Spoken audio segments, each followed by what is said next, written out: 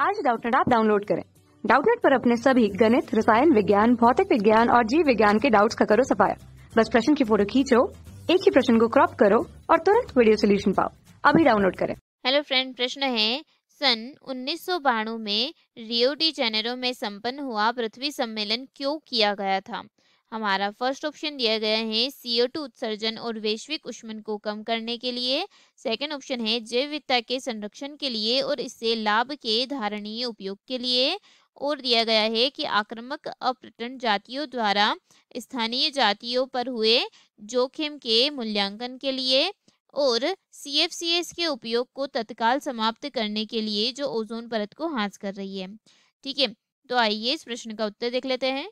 तो देखिए, सन 1992 में क्या दिया गया है कि रियो डी जेनेरो में संपन्न हुआ था पृथ्वी सम्मेलन और क्यों किया गया था।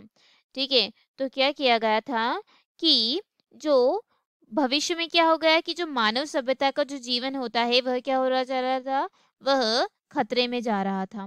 क्यों खतरे में जा रहा था? क्योंकि जो पृथ्वी पर जो प्राणी थे, क्या थे, पृथ्वी पर जो प्राणी थे वह जो वृक्ष है उनका बने रहना क्या हो रहा था, बने रहना उनका कठिन हो रहा था। यानी कि कह सकते हैं कि जो जैव विविधता है, जो जैव विविधता है वह जैव विविधता क्या हो रही थी, वह जैव विविधता खतरे में लग रही थी।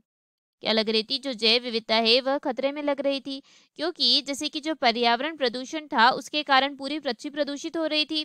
ठीक है, और इसके परिणाम स्वरूप क्या हो रहा था, इसके गंभीर परिणाम हो सकते थे। यानी कि जो पर्यावरण प्रदूषण के कारण जो प्राणी व जो वृक्ष थे वह भी क्या थे, वह भी खतरे में थे, जिसके कारण हमारा जो जैव विविधता थी वह खतरे में थी।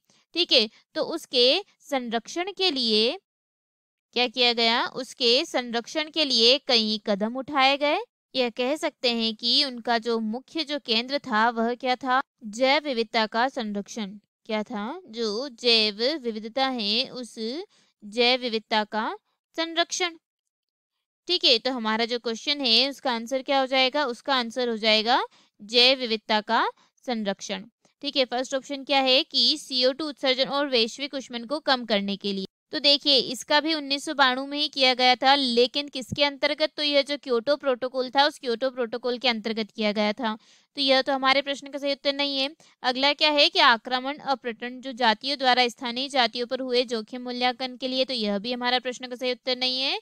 और CFC के उपयोग को तत्काल समाप्त करने के लिए, तो यह था जो मॉन्ट्रियल प्रोटोकॉल था उसके अंतर्गत आता है यह, तो यह भी हमारे प्रश्न का सही उत्तर नहीं है। आशा है कि आपको इस प्रश्न का उत्तर समझ आया हो। वीडियो को देखने के लिए धन्यवाद।